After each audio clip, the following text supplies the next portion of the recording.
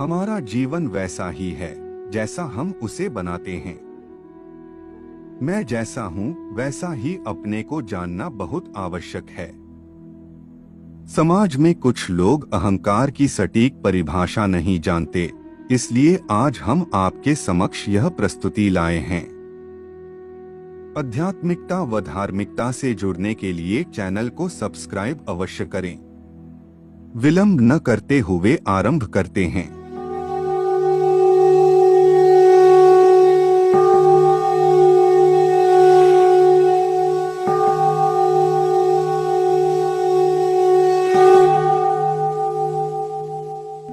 अहंकार शब्द की उत्पत्ति संस्कृत के अहम अर्थात मैं से हुई है।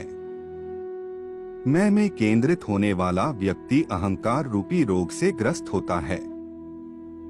जब बच्चा जन्म लेता है तो उसके भीतर इस रोग के कोई अणु नहीं होते, लेकिन जैसे जैसे समय बीतता है वैसे वैसे बच्चे में अहंकार का भाव प्रबल होता जाता है। कुछ अलग करने की, दूसरों से बड़ा होने या दिखने की सोच मस्तिष्क पर हावी होती जाती है।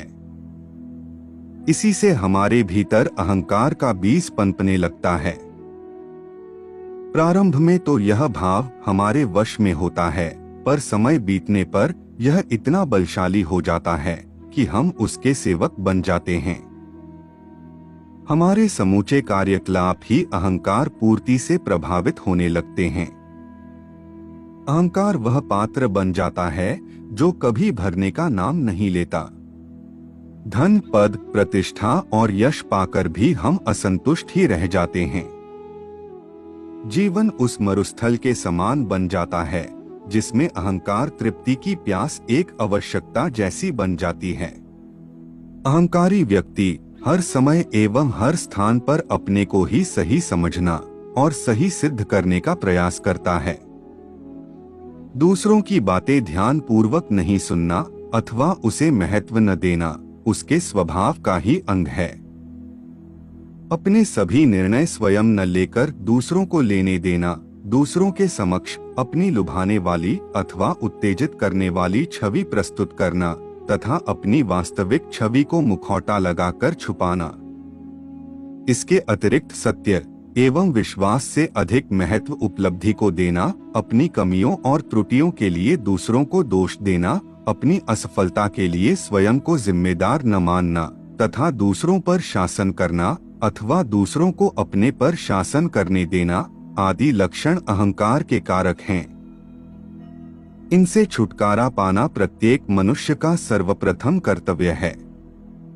अहंकारी व्यक्ति अपने मद में चूर होकर निर्धारित लक्ष्य को प्राप्त नहीं कर सकता, चाहे उसमें महाकवि कालिदास ही क्यों न हो। ऐसे ही एक प्राचीन कथा भी है। कालांतर में एक बार महाकवि कालिदास के मन में यह घमंड पैदा हो गया कि वे सभी विद्वानों में श्रेष्ठ हैं। राज दरबार में स्वयं की प्रतिभा के विषय में उनके एक समकालीन कवि ने चुनौती दी कि उन्हें तभी सर्वश्रेष्ठ कवि माना जाएगा जब वे मुझे पराजित कर देंगे। कई दिनों तक कालिदास गहन चिंतन में डूबे रहे। अंत में वे अपने प्रतिद्वंद्वी कवि को हराने पैदल ही चल पड़े।